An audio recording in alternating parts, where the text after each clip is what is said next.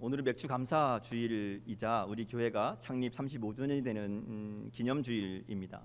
베푸신 하나님의 은혜에 감사하고 또 우리를 향하신 하나님의 마음과 뜻을 다시 한번 되새기는 감사와 결단이 있는 귀한 시간이 될 수 있기를 축복합니다. 원래 맥주절은 이스라엘 백성들이 가나안 땅에 정착해서 첫 열매를 드리면서 하나님의 인도하심과 하나님의 은혜에 감사하던 절기입니다.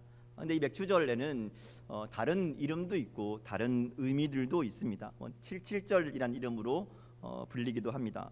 77절이 맥주절이 그러니까 말하자면 6월절 후 7주가 지난 7일이 한 주간이잖아요. 7주가 지난 그러니까 시간이기 때문에 77절이라고 부릅니다. 이 77절에는 어떤 중요한 사건이 있었는가 하면 출애굽한 이스라엘 백성들이 이제 애굽에서 벗어나서 시내산에 이르렀을 때에 하나님의 율법을 받으며 하나님의 백성이 되는 계약을 맺은 십계명을 받으면서 또 율법을 받으면서 하나님과 하나님의 백성이 되고 우리 하나님이 되는 이 계약을 맺은 때가 77절입니다. 이 맥주절은 오순절이라는 이름으로 불리기도 합니다. 같은 시간입니다. 오순절은 예수님이 부활하시고 승천하신 후에 남아있던 제자들에게 성령이 임한 절기이기도 하고요, 또 교회가 시작된 절기이기도 합니다. 오늘날 우리가 지키는 맥주 감사주일은 성경에 나오는 맥주절하고는 조금 시기가 다릅니다. 원래 교회력대로라고 보면 5월 말 정도가 맞습니다. 요즘 교회력에서는 5월 말에 성령 강림주일이라고 지키잖아요. 그때가 이제 오순절, 또 맥주절, 77절 이 절기가 되는 시간입니다. 그때가 이제 맥주절이 돼야 되지만 한국 교회는 이제 그때가 아니라 이 보리 추수에 맞추어서 7월 첫 주에 맥주절을 지키기 시작했고 이 맥주 감사주일이라고 이제 지킵니다. 요즘에는 농사 짓는 곳이 많지 않아서 이제 특별히 도시나 이런 데 농사를 안 지니까 이게 농경 문화에서 나온 이 절기인데 조금 안 맞죠. 그래서 이제 맥주절을 통해서 맥주 감사주일을 통해서 한 해의 상반기를 정리하고 보내며 베푸신 은혜에 감사하고 남은 한 해를 또 하나님께 올려드리는 결단의 시간으로 한 해의 절반이 되는 7월 첫 주니까 그런 의미로 지키기도 합니다. 그래서 이런 의미를 좀 생각해 보면 이 맥주 감사주일과 이 교회 창립 기념주일이 같은 날인 것은 하나님의 은혜와 역사를 다시 한번 되새길 수 있는 귀한 기회가 되는 또 감사한 시간인 것 같습니다. 이런 의미에서 우리에게 주시는 말씀이 오늘 베드로전서 말씀입니다.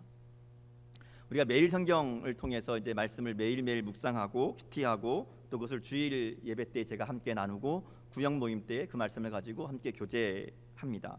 그래서 사실 7월이 시작되기 전에 제 마음속에 고민이 좀 있었습니다. 왜냐하면 7월 첫 주가 맥주 감사주일이기도 하고 교회 창립 기념주일이기도 한데 혹시 그 주간 말씀이 또 전혀 상관없는 다른 말씀이면 어떡하나 이런 생각이었습니다. 근데 이번 달 말씀이 베드로전서 말씀이고요. 그것도 이번 한 주간만 딱 베드로전서입니다. 금요일부터는 다시 또 이사야 말씀으로 이어지죠. 물론 모든 성경이 다 하나님 말씀이고 은혜의 말씀이지만 우리에게 이 특별한 시간에 주시는 말씀이 베드로전서라는 것은 이 또한 하나님이 준비해 놓으신 특별한 은혜인 줄 믿습니다. 왜냐하면 이 베드로전서는 교회를 향한 말씀이거든요. 특별히 이 땅의 어려움 가운데, 고난 가운데, 핍박 가운데 믿음을 지키며 살아야 되는 이 성도들과 교회를 향해서 어떻게 믿음을 지키며 살 것인가, 하나님의 교회를 향한 하나님의 뜻이 무엇인가를 이야기하는 그런 말씀이기 때문에 그렇습니다. 더구나 코로나 때문에 더욱 어려움 가운데 있는 우리 교회와 성도들을 향한 맞춤 메시지라는 생각이 들면서 설교 준비하면서 굉장히 저에게도 은혜가 되는 그런 시간이었습니다. 이 베드로전서는 베드로 사도가 소아시아 지역에 있는 교회들에게 보내는 편지입니다. 이 편지를 처음 받은 이 교회의 상황을 한마디로 얘기하면 믿음 때문에 나그네가 된 사람들입니다. 믿음 때문에 쫓겨나고 믿음 때문에 핍박받고 믿음 때문에 흩어진 사람들, 그들이 이 편지를 받는 사람들입니다. 그러기에 그들에게 꼭 필요한 것이 있었는데 그들이 왜 고난당하고 있는지, 또 이 고난 가운데 이 어려움 가운데 어떻게 대처하며 살아야 되는지, 특별히 세상의 핍박과 세상의 박해 앞에서 하나님의 교회는, 하나님의 성도들은 어떤 마음으로 어떤 모습으로 살아가야 되는지를 이야기하는 내용이 베드로전서입니다. 그래서 베드로 사도는 말씀을 시작하면서 너희가 흩어진 나그네의 삶을 살고 있지만 너희는 그저 방랑하는 나그네가 아니라 하나님의 선택함을 받은 하나님의 택하심을 받은 자들이라고 선언하면서 베드로전서 말씀을 시작하는 겁니다. 그래서 1장 2절 말씀을 보면 그들의 정체성이 무엇인지를 분명하게 이야기합니다. 너희는 하나님의 계획을 따라 선택된 사람들이고 예수님의 피로 씻겨진 사람들이고 성령으로 거룩하게 된 하나님의 사람들이다. 이렇게 얘기합니다. 이게 오늘 우리와 교회의 정체성입니다. 우리는 하나님의 계획을 따라 선택받은 사람들입니다. 우리는 예수님의 십자가의 은혜로 말미암아 깨끗하게 된 사람들입니다. 우리는 성령의 인도하심으로 말미암아 하나님의 능력을 힘입고 하나님의 인도하심을 따라 살아가는 거룩하게 된 사람들이라는 것이죠. 오늘 말씀의 결론도 이겁니다. 10절 말씀 보세요. 이렇게 얘기하죠. 너희가 전에는 백성이 아니더니 이제는 하나님의 백성이요 전에는 긍휼을 얻지 못하였더니 이제는 긍휼을 얻은 자니라. 우리가 누구인지를 분명하게 말씀하죠. 우리는 예수님의 보혈의 은혜로 말미암아 하나님의 백성이 되었습니다. 이제는 하나님의 긍휼을 얻은 자, 하나님의 은혜를 받은 자가 되었다 하는 겁니다. 우리가 반드시 기억하고 붙잡아야 될 우리의 정체성이라고 이야기하는 것이죠. 우리가 누구인가? 이 정체성을 아는 것이 굉장히 중요합니다. 왜냐하면 이 정체성, 내가 누구인지를 아느냐 못하느냐에 따라 그 삶이 결정되기 때문에 그렇습니다. 내가 누구인지를 알고 내가 왜 사는지를 알고 내 인생의 목적을 아는 것이 중요하죠. 우리가 인생에서 자기가 누구인지를 알고 인생의 목적을 아는 것을 철이 든다 그럽니다. 철든다라는 것이 그런 의미죠. 여러분 그렇잖아요. 우리가 자라면서 다 사춘기를 거치죠. 사춘기를 지나면서 자기가 누구인지를 알게 되고 인생의 의미를 찾아가는 시간입니다. 이 사춘기를 잘 보낸 사람은 인생을 잘 준비해서 의미 있는 삶을 살아가지만 사춘기를 잘 못 보낸 사람이거나 그런 고민을 생략한 사람들은 나이가 들어도 여전히 성숙하지 못한 삶을 살게 된다는 거죠. 자기가 누군지 모르니까 인생의 의미를 모르니까 무의미한 삶을 살며 인생을 허비하게 된다는 겁니다. 실패와 후회만 남는 그런 안타까운 삶이 되는 거죠. 신앙도 마찬가지입니다. 신앙에도 사춘기가 있습니다. 아니 꼭 있어야 됩니다. 내가 누구인지를 분명히 아는 시간이 있어야 됩니다. 그리고 나에게 주어진 삶의 목적이 무엇인지, 하나님의 부르심이 무엇인지, 우리의 소명이 무엇인지를 분명히 아는 때가 있어야 된다는 것이죠. 예수 믿고 구원받는 것은 그저 예수 믿고 구원받는 것으로 끝나는 게 아닙니다. 오늘 사도 베드로도 구원이 완성되는 날이 있다고 이야기합니다. 베드로전서 1장 5절 말씀을 보면 말세에 나타내기로 예비한 구원을 얻기 위하여 이렇게 얘기합니다. 지금 이 편지를 받는 사람들이 예수님 모르는 사람들이 아니죠. 구원받지 않은 사람들이 아닙니다. 구원받은 사람들입니다. 그런데 그들을 향해서 얘기하기를 마지막 때에 주님 오실 때에 우리가 구원을 얻으려면, 이 말은 구원을 완성하려면, 그날 우리가 온전한 구원을 얻으려면 이렇게 이야기하는 겁니다. 그러니까 우리의 구원은 예수님을 믿음으로 시작돼서 주님 오시는 그날 완성되는 구원입니다. 그러기에 그날을 기다리며 믿음으로 하나님의 능력의 보호하심을 받아 살아가는 것이 구원의 삶이고 성도의 삶이라고 베드로전서는 이야기합니다. 자, 그러면서 이렇게 완성될 구원을 향해 나가는 우리의 삶에 여러 가지 시험들이 있을 거라는 거예요. 우리를 근심하게 하는 날도 있을 거고 힘들고 어렵게 하는 문제, 시련이 있을 것이다. 그런데 그것을 오히려 기뻐해라.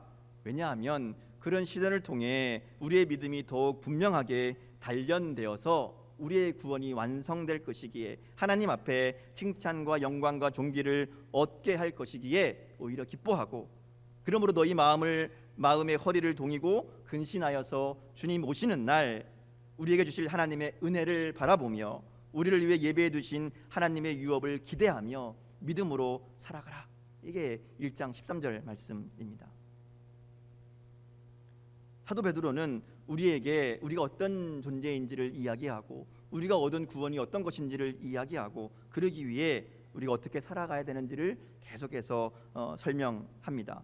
마음이 허리를 동이고 열심히 달려가야 될 일을 이야기합니다. 진리를 순종함으로 영혼을 깨끗하게 하여 거짓이 없이 형제를 사랑하는 것, 뜨겁게 서로 사랑하는 것이 우리가 달려가야 될 길이라고 22절에 이야기합니다. 이것은 하나님의 말씀이요 우리를 향하신 하나님의 뜻이라고 이야기하지요. 자, 그러면서 오늘 말씀이 이어지는 겁니다. 그렇게 너희가 마음의 허리를 동이고 열심히 달려가야 될 일, 뜨겁게 서로 사랑하기 위해서 두 가지가 너에게 있어야 된다 이야기합니다. 1절에서 3절까지 말씀입니다. 먼저 1절 말씀을 좀 같이 보겠습니다. 1절 말씀 같이 읽겠습니다. 자, 시작. 그러므로 모든 악독과 모든 기만과 외식과 시기와 모든 비방하는 말을 버리고, 우리가 하나님의 백성이요 하나님의 사람으로 주님 오심을 기다리며 해야 할 일이 서로 뜨겁게 사랑하는 것인데, 이를 위해 우리가 버려야 될 것이 있다 이야기합니다. 세 가지 이야기하죠.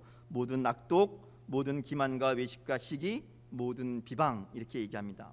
여기 보면 모든이란 말이 반복됩니다. 그렇죠? 모든 악독, 모든 기만과 외식과 시기, 모든 비방, 이렇게 얘기합니다. 이것은 이런 것들은 어떤 것도 있어서는 안 된다 하는 겁니다. 모두 다 없어야 된다, 그런 의미죠. 악독은 악한 마음입니다. 악한 의도를 가진 마음, 남을 해치려는 마음, 남에게 복수하는 마음이죠. 기만은 속이는 거죠. 낚시에 미끼를 껴서 물고기를 낚잖아요. 이게 기만입니다. 속이는 거죠. 내 이익을 위해 다른 사람을 속이는 겁니다. 외식도 마찬가지죠. 겉과 속이 다른 것이죠. 거짓입니다. 원래 가면에서 나온 말인데 진짜 모습은 속이고 숨겨두고 거짓된 모습으로 살아가는 겁니다. 왜 속일까요? 자기의 목적을 위해서 남을 이용하려고, 자기의 이익을 이루기 위해서, 자기를 높이기 위해서 남을 속이고 기만하고 가면을 쓰는 겁니다. 비방도 마찬가지죠. 비방은 남에 대해서 나쁘게 얘기하는 겁니다. 다른 사람을 깎아내리고 뒤에서 욕하는 거죠. 왜 그럴까요? 자기를 높이려는 거예요. 교만에서 나오는 말입니다. 자기를 높이고 남을 깎아내리는 나쁜 마음이 비방이죠. 그런데 이런 것들이 없어야 된다, 하나도 없어야 된다 이야기합니다. 이 권면은 교회를 향한 권면입니다. 하나님을 모르는 사람들에게 얘기하는 게 아니에요. 하나님 모르는 사람은 그렇게 살 수 있습니다. 그렇게 대부분 삽니다. 그런데 예수 믿고 구원받은 사람은 그렇게 살면 안 된다는 거예요. 이런 것들은 하나님이 기뻐하지 않는 모습입니다. 하나님이 미워하시는 일입니다. 그래서 이런 것들은 모두 하나도 남김없이 없애버려야 된다, 버려야 된다, 이렇게 말씀하는 것이죠. 우리에게 조금이라도 이런 모습이 있다면 철저하게 제거하고 버려야 될 모습입니다. 함부로 말하지 마십시오. 아무렇게나 말하지 마십시오. 거짓과 속임으로 악한 의도로 말하고 행동하지 마십시오. 믿는 자들의 모습이 아닙니다. 오늘 베드로가 우리에게 분명하게 이야기합니다. 자, 그럼 두 번째로 그렇게 제거할 것들, 버려야 할 것들과 함께 채워야 할 것들에 대해서 이야기합니다. 2절 말씀 우리 같이 보겠습니다. 2절 같이 읽습니다. 자, 시작. 갓난 아기들 같이 순전하고 신령한 젖을 사모하라. 이는 그로 말미암아 너희로 구원에 이르도록 자라게 하려 함이라. 아멘. 하나님은 우리가 자라기를 원하신다고 말씀합니다. 근데 자라기 위해서는 순전하고 신령한 젖을 사모하라고 이야기하죠. 이 순전하고 신령한 젖은 하나님의 말씀을 의미합니다. 우리를 자라게 하는 것은 하나님 말씀이기 때문에 그렇습니다. 우리를 변화시키는 것도 하나님 말씀입니다. 그러기에 말씀을 사모하는 간절함이 우리 가운데 있어야 됩니다. 말씀이 모든 신앙생활의 기초가 되어야 됩니다. 제가 우리 교회 부임하고 가장 먼저 부탁드린 일이, 그리고 앞으로도 가장 중요하게 사역하는 일이 바로 이 말씀입니다. 말씀을 묵상하는 것, 말씀을 읽는 것, 말씀대로 살아가는 것, 말씀으로 주님을 만나고 말씀으로 우리의 삶을 변화시키는 일 없이는 어떠한 신앙도 어떠한 능력도 나타날 수 없기 때문에 그렇습니다. 우리에게 말씀을 사모하는 이 간절함이 있기를 바랍니다. 그래서 말씀을 통해 하나님을 만나고, 말씀을 통해 우리 삶이 변화되고, 말씀을 통해 우리가 성장하고 성숙하며, 말씀을 통해 하나님의 뜻을 이루어가는 우리의 삶, 그리고 우리 교회가 될 수 있기를 축복합니다. 자, 이제 베드로 사도가 이렇게 하나님의 백성은 우리가 하나님의 택하심을 받은 백성들이기에 악한 것을 버리고 말씀을 사모함으로 성장해야 된다라고 이야기합니다. 자, 그러면서 왜 그래야 되는지 이 우리의 삶의 목적을 5절에서 이야기합니다. 우리가 왜 그렇게 살아야 되는가 하면 우리는 이 두 가지이기 때문이다 이야기합니다. 5절 말씀인데요. 두 가지 예를 듭니다. 하나는 산돌 위에 세워진 신령한 집이고 또 하나는 신령한 제사를 드릴 거룩한 제사장이다 이렇게 얘기합니다. 자, 산돌은 예수님을 의미하죠. 그리고 우리도 산돌이신 예수님 위에 쌓여서 신령한 집으로 세워져 가는 존재이다 이렇게 말씀하는 겁니다. 이 산돌에 대해서 이제 뒤에 6절부터 설명하죠. 이 산돌은 모퉁이돌이라고 얘기합니다. 요즘 모퉁이돌, 머릿돌 그러면 건물의 이제 제일 앞쪽에 이렇게 돌 하나 박아놓고 거기다가 뭐 몇 월 며칠, 몇 년 몇 월 며칠 준공했다, 뭐 이렇게 새겨놓는 그런 것을 이제 머릿돌, 모퉁이돌 이렇게 얘기하는데요. 예수님 당시 또 이 베드로 당시의 머릿돌은 모퉁이돌은 의미가 좀 다릅니다. 그래서 잘 보이는 곳에 있는 돌이 아니라 그 돌이 당시에는 건물의 기초가 되는 돌입니다. 그 돌을 기준으로 다른 돌들을 쌓아가는 그래서 그 돌이 중심을 잡고 그 돌 위에 다른 돌들을 쌓아가는 그런 의미를 가진 돌이 모퉁이돌입니다. 그래서 예루살렘 성전의 모퉁이돌은 지름이 10m가 넘었다 그래요. 굉장히 큰 돌을 가지고 모퉁이돌을 삼고 그들 기준으로 삼아서 그 위에 돌들을 쌓아가며 건물을 짓는 거죠. 그러니까 우리는 예수님이라는 모퉁이돌 위에 하나하나 함께 쌓여져 가는 신령한 집과 같은 존재들이다 이렇게 이야기하는 겁니다. 특별히 이 모퉁이돌을 사람들에게는 버림받았지만 하나님께서 모퉁이돌로 삼으셨다 이렇게 이야기하죠. 우리도 그렇게 하나님의 선택을 받은 보배로운 존재라는 것을 의미하는 겁니다. 돌들이 쌓여서 아름답고 견고한 집을 짓듯이 우리 산돌이신 예수님을 닮아가는 우리들도 그런 돌들이 되어서 주님 위에 쌓여서 주님과 연결되고 함께 함으로 든든하게 교회로 세워져 가야 되는 신령한 집을 세워가는 존재들이라는 것을 말씀하는 겁니다. 또 한 가지는 거룩한 제사장이 되어야 된다 이렇게 말씀하죠. 이 제사장에 대한 말씀도 뒤에 이제 9절부터 다시 설명합니다. 우리가 잘 아는 유명한 말씀이죠. 너희는 택하신 족속이요 왕 같은 제사장이요 거룩한 나라요 그의 소유가 된 백성이다. 한마디로 너희는 거룩한 제사장이다 이렇게 얘기하는 겁니다. 거룩한 제사장이다. 그러면서 제사장이 하는 일에 대해서 이야기합니다. 5절 말씀인데요. 하나님이 기쁘게 받으실 신령한 제사를 드릴 거룩한 제사장이 될지니라 이렇게 얘기합니다. 우리가 제사장으로서 해야 될 일이 있어요. 그게 뭔가 하면 하나님이 기쁘게 받으실 신령한 제사, 그것을 9절 하반절에 보면 뭐라고 설명하는가 하면 너희를 어두운 데서 불러내어 그의 기이한 빛에 들어가게 하신 이의 아름다운 덕을 선포하게 하려 하심이라. 그러니까 우리가 제사장으로 해야 될 일이 있습니다. 하나님이 우리에게 하신 일, 너희를 어두운 데서 불러내어서 그의 기이한 빛에 들어가게 하신 이의 아름다운 덕, 하나님이 하신 아름다운 덕, 하나님이 하신 우리를 구원하신 이 일, 하나님의 은혜와 사랑을 선포하는 것, 그것이 제사장인 우리가 드려야 될 신령한 제사이다 하는 겁니다. 물론 하는 게 제사장이 하는 일들이 예배도 드리기도 하고 뭐 찬양하기도 하고 기도하는 것도 다 제사장의 일이죠. 그러나 우리를 향한 하나님의 가장 중요한 뜻은 하나님의 아름다운 덕을 선포하는 것이다 이렇게 말씀합니다. 제가 계속해서 전도에 대해서 말씀드리죠. 광고할 때마다 여러분이 부담스러운 거 알지만 계속해서 이 전도에 대한 얘기를 합니다. 이 전도가 바로 하나님이 내게 하신 일을 나타내는 것이기 때문에 그렇습니다. 이게 우리가 해야 될 사명입니다. 하나님 우리를 이 일을 위해 부르셨다고 이야기하는 것이죠. 내게 베푸신 하나님의 은혜, 내게 베푸신 하나님이 하신 아름다운 덕을 선포하는 것, 보여주는 것이 바로 전도입니다. 선포하는 것은요, 외치는 겁니다. 그러니까 말하자면 그냥 보여주는 거예요. 보여주는 것, 나타내는 것, 이게 우리가 해야 된 일들이라는 거죠. 결국 베드로 사도를 통해 하나님이 우리에게 말씀하시는 핵심이 이겁니다. 우리가 하나님의 백성임을 알고 말씀으로 성장하고 성숙해야 되는데, 우리가 함께 교회로 세워져 가야 되는데, 왜냐하면 하나님의 일하심을 나타내는 것, 하나님의 덕을 선포하는 것이 우리를 부르신 하나님의 목적이기 때문이다. 이렇게 이야기하는 겁니다.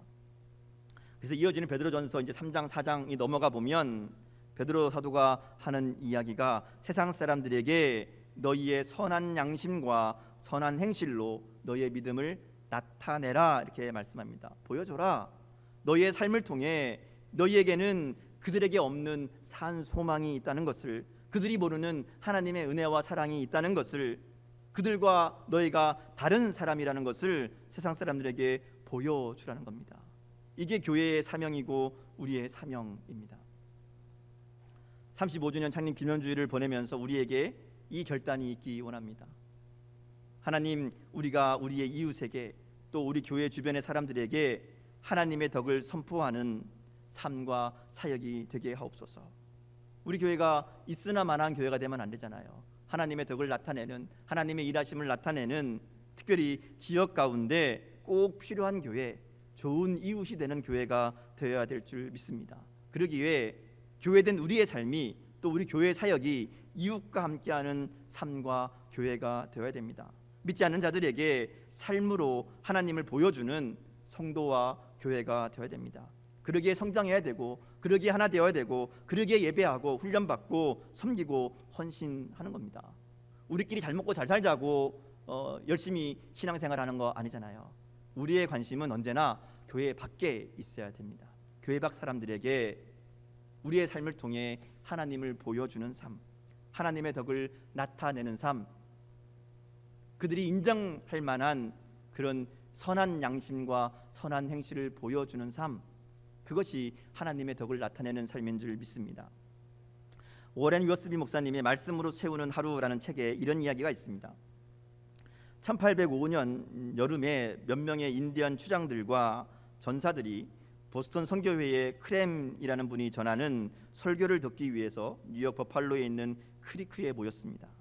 설교가 끝난 후에 추장 중에 한 사람인 레드 재킷이 말씀을 듣고 감명을 받았습니다. 그리고 와서 이야기합니다. 설교했던 크램에게 이렇게 말합니다. 형제여, 당신이 여기 있는 백인들을 대상으로 꾸준히 설교해 왔다는 말을 들었소. 그들은 우리의 이웃들이요. 그러니 우리는 당신의 설교가 그들에게 어떤 영향을 미치는지를 한동안 지켜보겠소. 그것이 그들에게 유익을 끼치고 그들이 정직해지며 우리 인디언들을 덜 속이게 된다면 그때 당신이 말한 것들을 다시 생각해 보겠소. 하나님은 우리를 분명한 목적을 가지고 선택하시고 부르셨습니다. 우리는 하나님의 부르심을 받은 거룩한 제사장들입니다.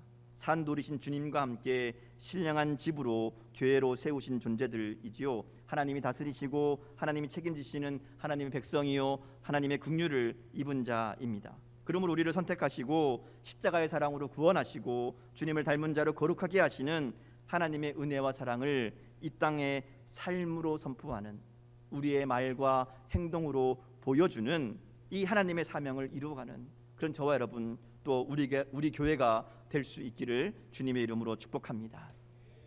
함께 기도하겠습니다.